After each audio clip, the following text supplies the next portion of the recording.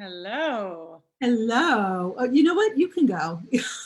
What's that? No, the light looks great. No, I forgot who it was that I had introduced me, which I thought was pretty funny. There like so many interviews ago. Anyway, welcome back to A Mighty Blaze Live. This is Robin Kall on behalf of A Mighty Blaze. My guest is Joanna Hershon, and it is pub day for St. Ivo. Is it Yay. Ivo or Ivo? I've said both, but I've been saying Ivo. Okay. Oh, good that I got it right. There's nothing like saying, especially, forget, so many other things that can be mispronounced. Here's Oh, the this is my galley. galley. Here's the book. It's Oh, really beautiful. I'm it's so in love with beautiful. the book, and I'm It is her. such a beautiful, haunting cover. And because of books not really being mailed out and all of that, which is well, there's so many things that are tough and sad, but I normally, the books come and I take my galley, which is the one I love to read. And then the finished copies come and we take pictures, but these are tough times. So happy pub day to St. Ivo and Joanna Hershon. And thank you again for the beautiful handwritten note that you put. I saved those. Oh, good. I love the handwritten notes. Thank Note you. to authors. I love the handwritten notes. Good. It's such a thoughtful thing to do. Not sending a handwritten note, but also I did risk I went to UPS in Brooklyn. Oh gosh. Now I'm glad I saved it, but I feel badly that you went. Did you mail it outside or did you go inside? I went inside. This was, a while back. Yeah. Oh wow. You were brave. I've been to UPS since I was probably around there. Yeah. Ago, I guess. Oh dear. No, it's just, I have such conflated sense of time of like, wait, so we used to mail letters, we used to put them in a post box, and we have a drive-through where you just throw them in. And there's also, oh, that's great. There's also this thing happening where, the publishers are closed. So like this would be a time that we'd be sending out books to people like you, saying this is Yeah. I know. Very I'm thankful that the galleys came, and I think this came quite a while ago from FSG. We love working with them. Great team. And I've gotten like random books have come. So I think some of the warehouses are sending out, but no, it's not like it used to be. But I'm going to give Joanna, on behalf of the Mighty Blaze, so they keep me here at my post, an introduction, because that in fact is what you do. Joanna Hershon is the author of 5 novels. St. Ivo, it's just out. I don't have all the others with me. Swimming, The Outside of August, The German Bride, and A Dual Inheritance. Her writing has appeared in, among other places, Granta, the New York Times, One Story, the Virginia Quarterly Review, the literary anthologies Brooklyn Was Mine, and Freud's Blind Spot, and was shortlisted for the 2007 O. Henry Prizes. She's an adjunct assistant professor at the Creative Writing Department at Columbia University and lives in Brooklyn, where she was brave to mail me a letter with her husband and painter, Derek Buckner, their twin sons and daughter. Welcome to A Mighty Blaze on Happy Pub Day, Joanna Hershon. Thank you. No, my pleasure. I mean, I just keep saying like, we're all just like, thank you, A Mighty Blaze. Thank you, Reading with Robin. Thank you. It's like, what would we do without you? Well, the really amazing part, and I was just talking with Jackie Freeland about this, is because it's book people supporting book people, industry people and bookstores, the independent bookstores, and everybody that cares so deeply that, every Tuesday, the new books come, the flowers are blooming, babies are happening, and the books are coming. And we so desperately want to celebrate them even more so. I mean, that's always what, it's Tuesday, it's pub day, but like, it's so vital. And all of the platforms with readers who sort of get that are even getting it more so, because it's so important to everybody to keep books coming. And always it's important, especially now people are really looking for extra books. I was doing an interview yesterday and I was sharing with the author that I've been receiving messages where people are asking if it's okay to add more books to their book club monthly. They normally do one. Is it okay? Add. I will file that under rhetorical questions, but I don't think that was the intention when it was sent, because they don't want to like start something that they won't be able to continue with. I'm like, you know what, let's just think about right now. Right. If your group has time for an extra book, and authors who love to Skype in or do Zoom chats, and there are other platforms, I think it's a good idea, but I appreciate them asking. And put St. Ivo on your list, speaking of. And visit Joanna, what is your website? JoannaHershon.com? Yeah. Okay, JoannaHershon.com. And you're on Facebook, Twitter, Instagram, I couldn't find, or? Well, I know I'm on Instagram at Joanna Hershon. Oh. And Yeah. I am on Twitter as well. I'm probably most, are you hearing dings on my computer? Because you must be hearing things. No, yes, I am. No, I don't think it's yours. It might be mine. I'm wondering how the audio is on so that you and I can be speaking. There must be a way to mute notifications. There's probably a setting that says mute notifications. I'm new at this. I should have done that before. No. I'm just so thankful that Zoom and Facebook are working on behalf of A Mighty Blaze, because we did some really fun workaround that Jenna Paone figured out. And I was thinking, oh, I hope this is just a one-time thing, because we're at the mercy of the technology, but not when you're reading a book. That's right. We get to get rid of, we get to leave all the beeps behind. You can just peacefully bliss out with a book. So talk about St. Ivo. I love a story that takes place in a specific amount of time. I also like long sweeping sagas, but for this, one of the first things when I read about St. Ivo was that time period, because it packs so much in, and it's, it's not a long book, but it's just such a densely just densely packed with so much detail and descriptive scenarios and character development, which is my favorite kind of a book. So talk about what you've thrown your characters into. I'm so glad that it spoke to you and hit you there. It's my kind of book. Yeah, it's my kind of book. I mean, so it takes place over 3 hot days at the end of summer, and we meet a couple, Sarah and Matthew, and they have a sort of on the surface quite a sort of idyllic life, and it becomes clear that they've been together for a very long time, and they had a daughter when they were very young together. And you start realizing that things are kind of not what they seem. And at the same time, they've been invited to spend a weekend with friends from whom they've been estranged. And these friends get in touch out of the blue because they've had a baby, which is also very surprising because they're older. They've had their first child, and they get invited. Sarah and Matthew get invited to the country. They go, and we have these 2 couples in this house, and a lot is kind of a lot unravels, and people are kind of pushed to their breaking points, basically. Kind of like what we're all going through right now. Yeah, it's weirdly emotionally relevant, I would say. I've been thinking a lot about it.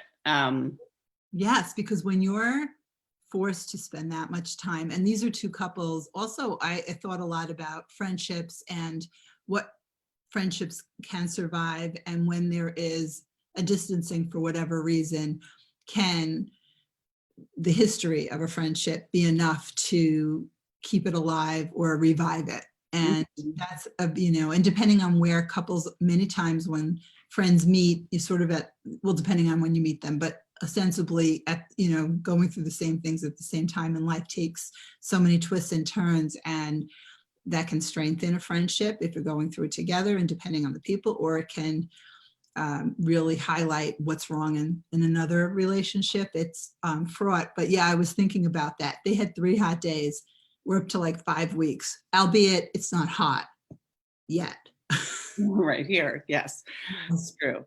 But is this sort of this time that we're all in, everyone's having different experiences. Obviously, for some, it is just a true horrific experience. And then For others, very fortunate. We just are, no matter what though, we're isolated, and we're very isolated, and there is this sense of uncertainty. We don't know what life is going to look like. We don't know when it's going to look like we might recognize it again outside of our homes.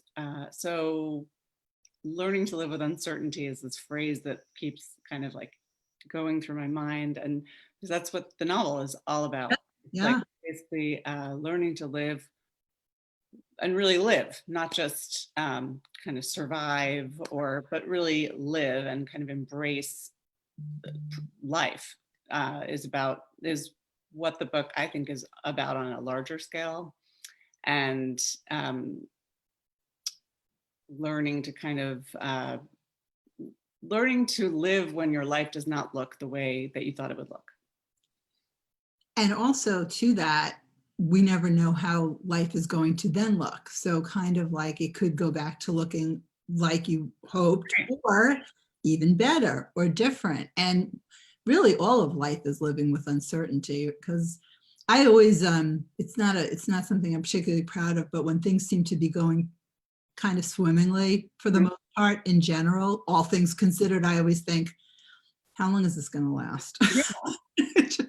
It's not one of my better, thought processes, but I didn't think maybe we'll have a pandemic. I wasn't going there, but you just, life is living with uncertainty and the sense of control, which is very hard to manage for some people without being able to control that which of course we can't. So, and I found this with several books that have come out recently where they're eerily relevant in some, in some unexpected way, maybe. Yeah. Came out, and I'm talking with Joanna Hershon, and the book is St. Ivo. It's just out. You can visit her site at joannahershon.com, find her on Facebook, Twitter, and she's got the new and improved beauty, which is gorgeous, and on Instagram, Twitter. And please, as I've said on a lot of these broadcasts, a really kind thing to do, especially now with books having a different kind of attention on them. Amazon and Goodreads, and a lot of people love to do that. Just put 5 stars, write a few nice things, and move along. That's just move along. Don't spend a lot of time.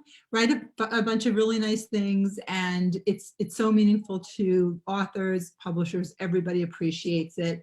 And you can go to bookshop.org or go to your favorite independent bookstore or wherever you download books or any of that. But I think it's also important to treat yourself, and books are a treat. So Total treat. And yeah, I keep getting emails. I don't know about you. Every sale, everything. I'm just like, delete. I don't want any of this. I don't want any of this. But you can order books. That's a good thing to do. I do believe in the power of like transportation, like getting out of yourself, and books, for readers, people who love to read. I think we've all been doing that since we were very young, and yes, or you're just discovering reading right now. Maybe you've always wanted to read fiction, you've always read only media or paper, and now you need something else. It's definitely a good time to start too. I agree, Joanna. I mean, there are people that always say like, oh, I wish I had more time to read like you do. Nobody knows how anybody spends their time, but it's always kind of that idea. And now you do. And there are people who are rediscovering all sorts of passions, but reading, when you're just immersed in that book, and I realize I am preaching to the choir, and on behalf of Mighty Blaze, the rest of the choir, that books are just beyond a way to escape and delve into and think about why a character or story is so meaningful. Really do lose track of time. And we have plenty of that right now. If that's your circumstance, that's my caveat. I realize not everybody is just sitting home, especially sitting home reading, but for people who that's comforting to, it's even more so. It's a lifeline, really. And then, you have more to discuss at the virtual cocktail parties you're attending. That's right. I do have to just say, because I'm so, I don't know if you saw it, but I'm so blown away by the New York Times review that ran today. I'm just like I did. the way that I don't know who this writer is, and I'm going to find out because Who was it? I saw that you posted that there was one, but I I never don't had my login, so I I can't couldn't remember. read. I should get it, but it's I'm going to look up her.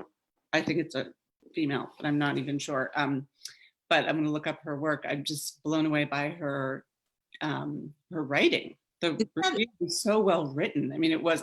I'm so thrilled, beyond thrilled, because it's a wonderful review. But also, she managed to talk about the book without giving anything away, and really got into kind of what we're talking about, this sense of being transported, and I was so excited. I love it. Yeah, I think I saw that on Facebook and I went to click on it, and we have the New York Times, and I know I have logins somewhere. It happens to me, and then you get locked out.